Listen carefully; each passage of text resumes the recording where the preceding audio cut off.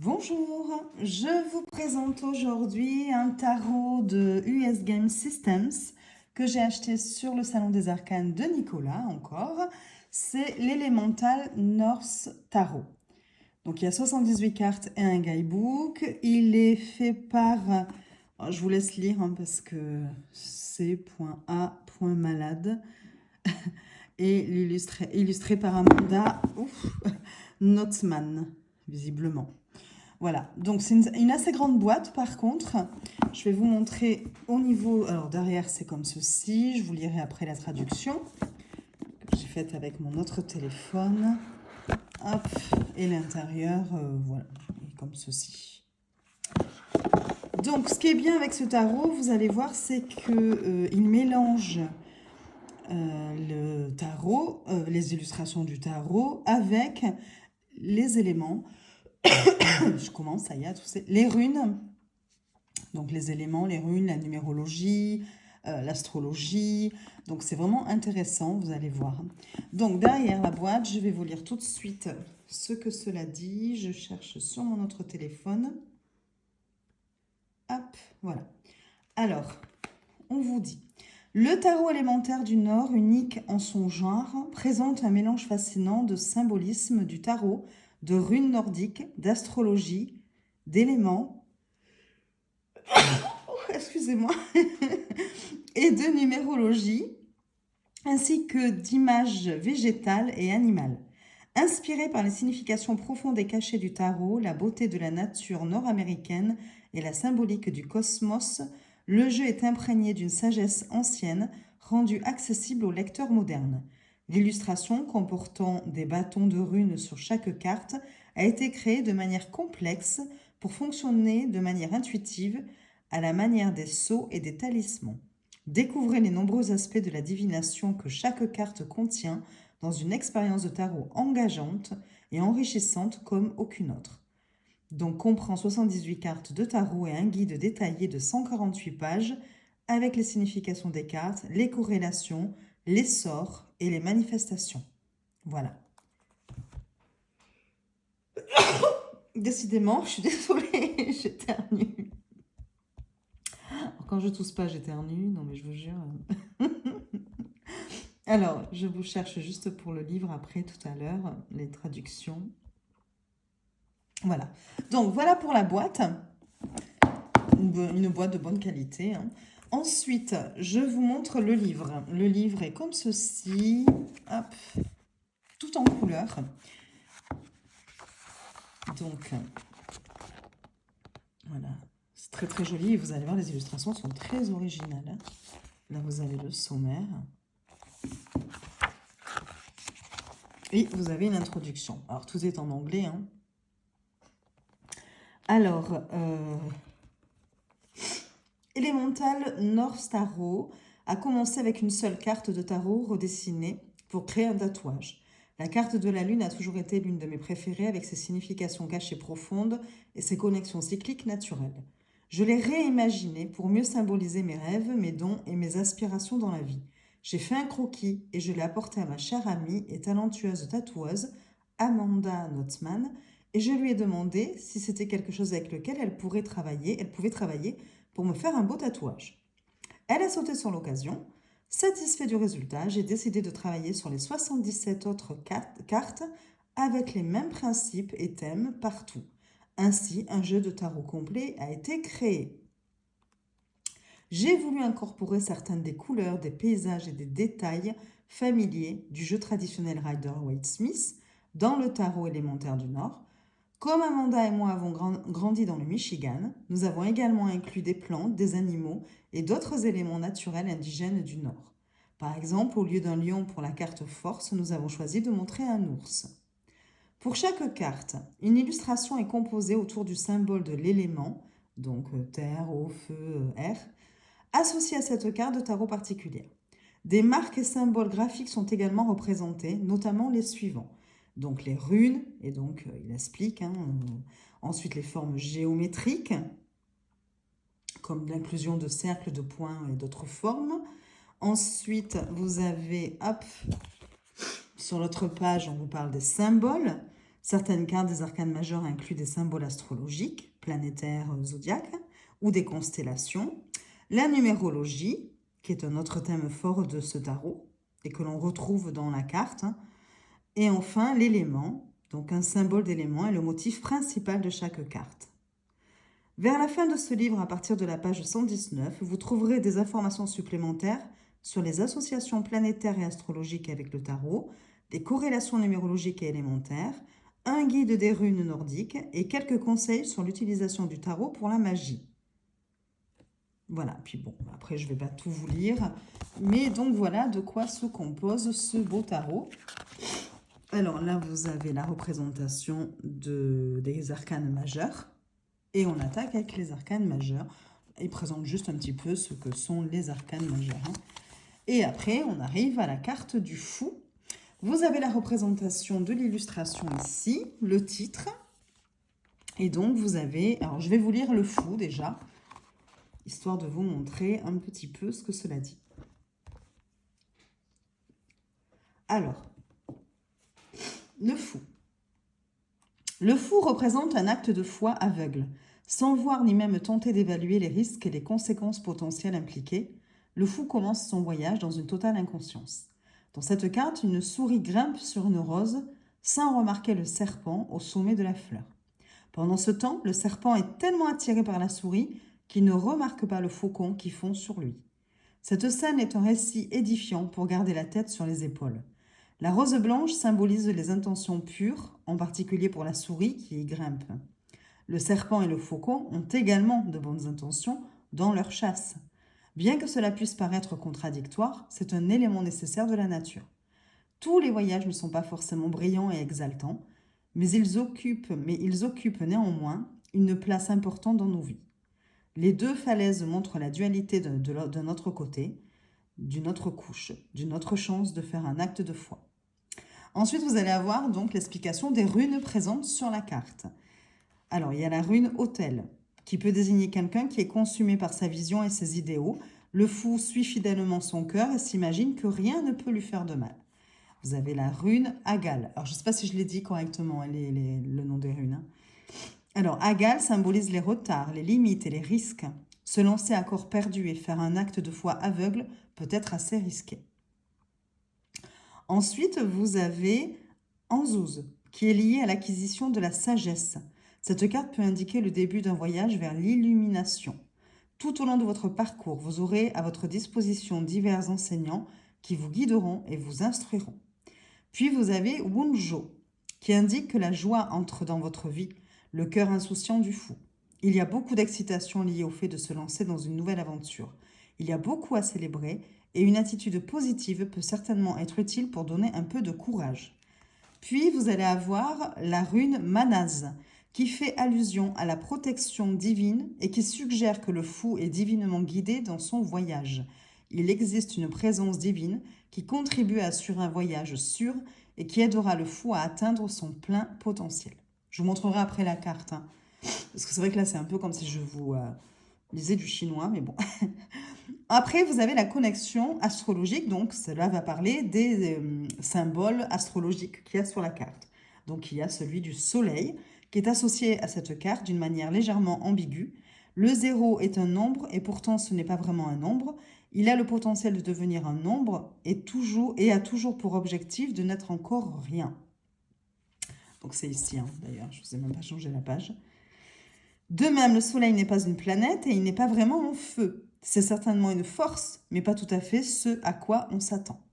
Et puis vous avez la planète Mars qui est représentée sur la carte. Et on vous dit que c'est la planète la plus souvent associée à l'instinct, à l'action et au désir. Elle est pleine d'énergie et prête à agir. On vous parle ensuite de la numérologie. Je vous rapproche un petit peu. Voilà. On vous parle ensuite de la numérologie. Donc là, c'est le 0, le potentiel. Le chiffre 0 renferme l'énergie du potentiel. Il ne garantit pas où le voyage du fou vous mènera. Ce n'est pas une promesse de succès, ni même une garantie que vous commencerez le voyage en premier lieu. C'est simplement une option et une possibilité. En fin de compte, les choix dépendront uniquement de vous. Et après, on vous parle de l'élément R. La carte du fou est liée à l'élément air car elle contient beaucoup de mouvements. Elle signifie arriver à un carrefour et faire un choix, de la même manière que l'air se déplace et s'écoule lorsqu'il rencontre des obstacles et des options. Voilà, donc vous voyez, vous avez quand même beaucoup de choses. Donc ça, c'est pour les arcanes majeurs. On lira après un arcane mineur, mais en même temps, je vous montrerai la carte, ce sera quand même plus intéressant. Là, c'était pour voilà, vous présenter un petit peu le livre. Donc pour le fou, vous avez tout ça. La même chose, hein, vous voyez, la grande prêtresse. Enfin, j'ai sauté le magicien, mais bon. Voilà, le magicien. À chaque fois, vous avez la représentation du dessin. Et puis, voilà. Donc, vous avez ça pour tous les arcanes majeurs. Et ensuite, on passe aux arcanes mineurs. Donc là, une petite présentation de chaque suite. Voilà. Et on commence par la suite de Pentacle. Et vous voyez, vous avez l'As de Pentacle. Donc là, pour les arcanes mineurs, vous allez avoir une page. On a vu que pour les arcanes majeurs, on avait 2 pages. Là, on a une page. Mais on a quand même un bon paragraphe qui nous explique l'illustration. Et ça, j'aime bien, le point de vue. Les runes qui sont présentes aussi et l'élément. En fait, vous n'avez pas de référence astrologique et on ne vous parle pas non plus de la numérologie. Voilà.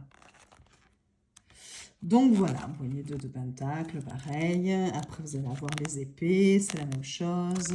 Voilà, les bâtons et les coupes. Voilà. Donc un livre quand même assez complet. À la fin, vous allez avoir des tirages. Donc tirage une carte de proposer. Puis tirage 3 cartes, passé, présent, futur. Un autre tirage ici qui ressemble quand même assez au tirage en croix, mais qui n'est pas tout à fait cela. Est-ce que je l'ai traduit? Je ne sais plus. Peut-être pas. Non, je n'ai pas traduit les tirages. Non. Bon, ce n'est pas grave. C'est pas ce qui est le plus important. Alors, donc un autre tirage ici. Là, c'est le tirage des 4 éléments. Et après, vous allez avoir là toute une partie qui va venir vous expliquer donc d'abord les planètes, les associations avec les planètes. Donc, on va vous dire un petit peu ce que cela représente. Par exemple, là, on vous dit le soleil représente l'ego, il symbolise le pouvoir, la création, les désirs, les forces, la force et les vœux, etc., etc. Bon, voilà. Je fais la traduction, mais je ne vais pas tout vous lire. Ensuite, la numérologie. Donc, comme on a vu, chaque chiffre, on part du 0 jusqu'à 11, il me semble. Attendez, 8. Ouais, c'est ça. Jusqu'au chiffre 11. Voilà. Et on vous donne un petit peu les mots-clés, la signification de ces chiffres.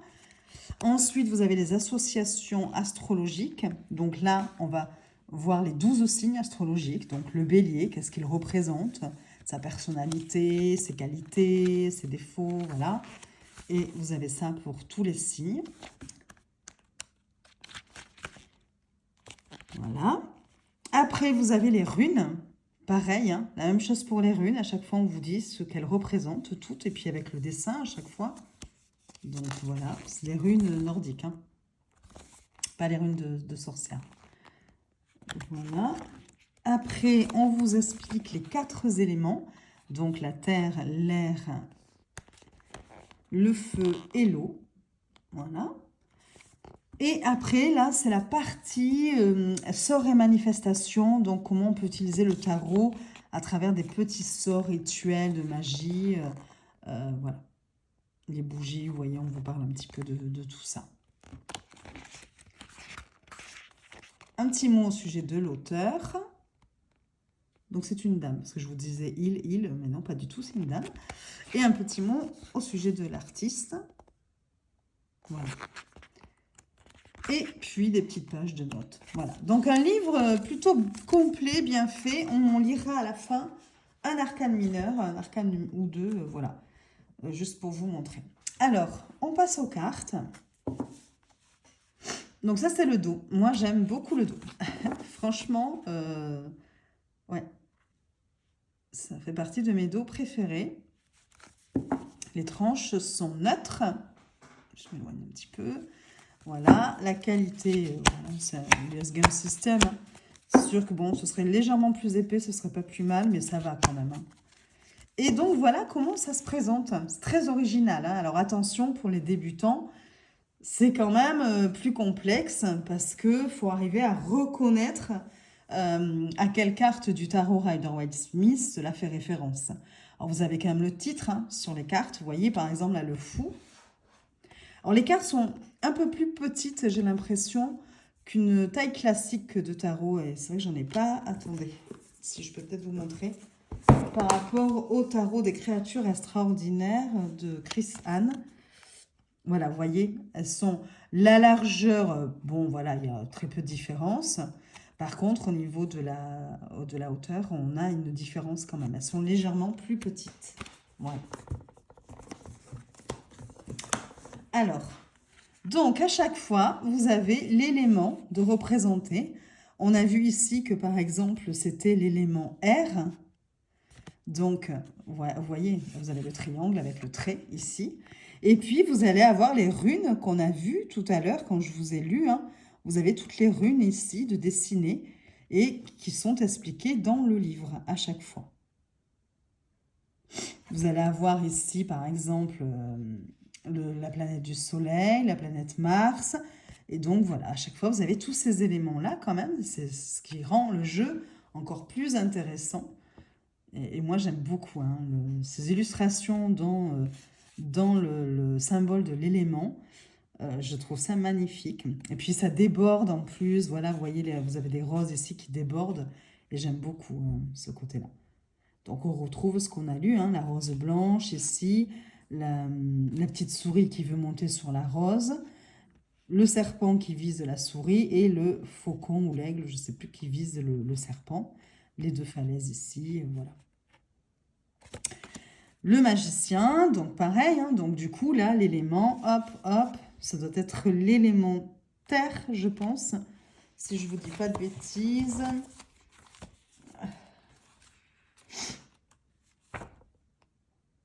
Oui, c'est ça, voilà. Bon, ça va, je connais encore mes classiques. Donc voilà, le triangle avec le trait, l'élément terre. Et voilà, vous avez le symbole ici du lemniscat, je ne sais jamais le dire. Voilà, avec... la coupe, le denier, la bougie qui doit représenter le bâton et l'épée ici, la dague qui représente les épées. Donc, ouais, je pense que là, il y a le Mercure, la planète Mercure. On va regarder aussi dans le bouquin parce que je ne veux pas vous dire n'importe quoi. Oui, c'est ça, il y a Mercure. Voilà, puis vous allez avoir différentes runes et à chaque fois, elles sont expliquées dans le bouquin. La grande prêtresse. Donc là, on est dans l'eau, je crois. Attendez, hop. Je ne vais pas vous dire à chaque fois. Oui, c'est ça. C'est l'eau, donc c'est pour ça que c'est dessiné dans ce triangle à l'envers. Voilà. Bon, peut-être pas trop, je me rapproche, sinon vous n'allez rien voir. L'impératrice. Moi, je trouve ça super beau. Alors, c'est sûr, c'est pas forcément des plus simples. Bon, si on connaît bien le tarot Rider-Waite-Smith, on peut arriver à reconnaître. Et puis, bon, c'est quand même écrit, hein, donc évidemment, voilà. Mais bon, ça reste quand même moins simple que le tarot Rider-Waite-Smith Smith classique. Oh là là. Alors, le hiérophante... Je trouve ça magnifique, moi. En plus que ça déborde comme ça à chaque fois de l'élément, puis les couleurs et tout, c'est super joli. Et c'est très, très original du coup. Hein. Donc là, les amoureux, le chariot.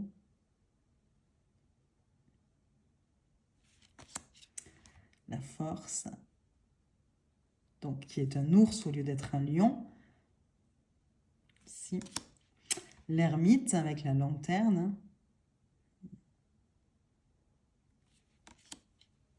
La roue de fortune. La justice. Le pendu. La mort. Vous avez même une constellation de dessiner. La tempérance. Là aussi, une constellation. Le diable, elle est très très belle, cette carte. J'espère que c'est pas trop flou. La tour, j'aime beaucoup aussi. L'étoile. La lune. Le soleil avec les tournesols. Le jugement. Et le monde. Avec cette couronne qui représente toutes les saisons. Alors, on passe donc à la suite des pentacles. Alors, je voulais juste voir ce que j'avais traduit, histoire de, en cours, de pouvoir vous la lire au fur et à mesure. Ouais, donc c'est pas encore ça. Donc, pentacle, vous avez l'As ici. Le 2. On retrouve bien la notion d'équilibre. 3.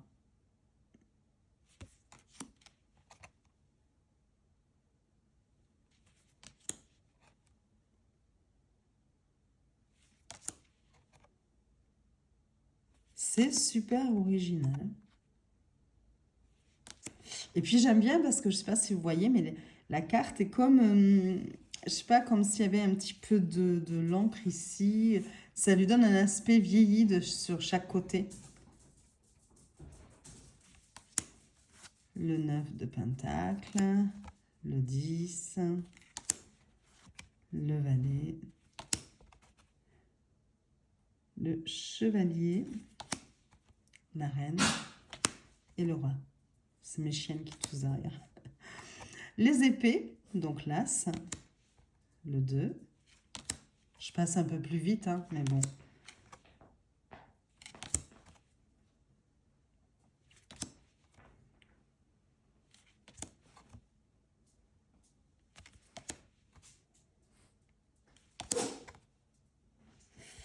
Ouais, ça.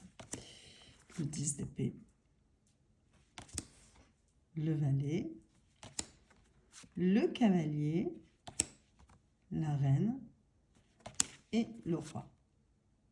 On passe au bâton.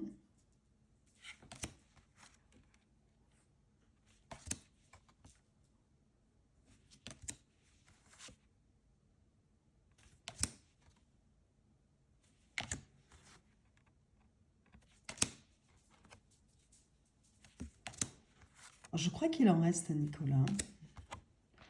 Et sinon, je sais qu'il a refait une commande auprès de US Game System. Donc, le valet. Le cavalier, donc celle-ci, je vais pouvoir vous la lire. Alors, le cavalier de bâton porte la flamme en avant et est plein d'énergie, de passion, d'aventure et d'impulsivité. Il est courageux et adaptable, mais parfois téméraire. Il n'a pas suffisamment mûri pour apprendre à se maîtriser et à prendre des décisions mesurées. Les runes. Alors, vous avez la rune tir, apparemment. Est-ce que ça a été mal traduit? Attendez, je vais quand même vérifier, histoire de ne pas vous dire n'importe quoi, parce que des fois, les traductions... Oui, non, c'est tir. Bon. Et à la fin, on a... Ouais, ça me disait rien, moi. Bon, je connais pas trop encore les runes. Hein. Pourtant, j'en ai des bouquins dessus, mais bon, j'ai jamais trop pris le temps. Alors, tir est lié au succès. C'est une personnalité importante que le cavalier de bâton veut incarner. Ce n'est pas qu'il n'a pas de succès, mais il se vante plus qu'il n'en a le droit. Il est toujours capable d'atteindre ce succès, mais il doit garder la tête froide pour y arriver. Et en fait, c'est la rune qui fait une flèche, là, comme ça, juste. Ensuite, vous avez Manaz, donc qui est juste en dessous, non, qui est là. Manaz est là. Et donc là, on vous dit que c'est un symbole de l'humanité. Sur la carte, le cavalier cherche à impressionner les autres et il est aimé par sa communauté. Il est décoré, connu et plein d'énergie attrayante qui attire l'attention de beaucoup. Il occupe une place de grande importance. L'élément feu, donc on le voit avec ce triangle, hein, la pointe en haut. Cette carte se connecte à l'énergie du feu par ses qualités simples et attractives. Elle attire toutes les deux les gens. Ces qualités-là attirent toutes les deux les gens. Elles sont bien connues, appréciées et c'est une source d'inspiration pour beaucoup. Cependant, elles doivent toutes deux être traitées et admirées avec prudence. Voilà. Vous avez ensuite donc la reine de bâton, le roi de bâton et on passe aux coupes. Donc vous avez l'as de coupe, hop, le 2 de coupe, j'adore, le 3, 4, le 5, 6. Alors, c'est celle que j'ai choisie pour vous la traduire. Donc, on vous dit que le 6 de coupe représente un esprit qui se souvient. Dans cette image, un corbeau regarde dans une série de miroirs affichant les premières phases de sa vie. Et vous le voyez là. Alors, ouais, ça fait flou si je m'approche. Cela nous encourage à jeter un regard honnête sur nos vies et à trouver la paix et le réconfort dans la croissance que nous avons connue. Cette carte a une ambiance nostalgique, comme écouter les grands-parents parler de ce qu'était la vie à l'époque. Ils partagent leurs histoires heureuses et tristes et les leçons qu'ils ont apprises en cours de route. Les runes, vous avez Wonjo, qui est représenté ici. Voilà, c'est ce trait avec le petit triangle sur le côté. Donc, Wonjo, qui est un symbole de joie, cela fait référence à la carte de tarot qui évoque des souvenirs heureux. Il s'agit de vouloir partager et transmettre les traditions que nous aimons depuis notre enfance. Vous avez la rune Anzuz, ou Ansuz, je ne sais pas comment on dit, qui est... je la cherche. Oh ben mince alors. Je la vois pas. Ah si, elle est là, d'accord. Parce que c'est un trait avec 2 traits que vous voyez qui partent sur le côté vers le bas. Donc elle est ici en fait. Voilà. Donc Anzuz, c'est une question de communication. Voici quelques exemples de la façon dont elle est liée à la carte. Suivant une thérapie pour aider à guérir des souvenirs difficiles, transmettre la sagesse à la génération suivante, écouter les histoires de nos ancêtres. Voilà. L'élément eau, donc on le voit avec ce triangle pointe vers le bas. Cette carte se connecte à l'eau à travers ses différentes transitions. L'eau bouge, coule et change.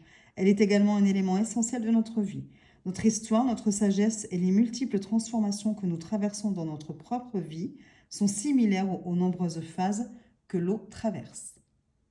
J'aime beaucoup, hein, j'aime beaucoup, beaucoup, beaucoup. Donc après, vous avez le 8 de coupe, le 9, le 10, le valet, le cavalier, la reine. Puis les illustrations sont magnifiques, hein, je trouve. Et le roi. Voilà pour la présentation de ce tarot, l'Elemental North Tarot, que je trouve très très beau, de très très bonne qualité en plus. Hein, voilà. J'adore ce dos. Je ne sais pas ce que vous en pensez, mais moi je le trouve magnifique. Voilà, ça fait de très jolis... d'un très joli étalage, je ne sais pas si c'est étalement, je ne sais pas comment on dit. Bon, bref, vous avez compris, hein. De très joli tirage. Voilà, et puis voilà, je trouve que c'est très original. Étalement, je crois. Bref, bon, ça y est, je vais faire une fixette là-dessus. Dès que je vais couper la vidéo, je vais aller vérifier. Je sais que les 2 mots existent, mais bon, là, je pense que c'est plutôt étalement.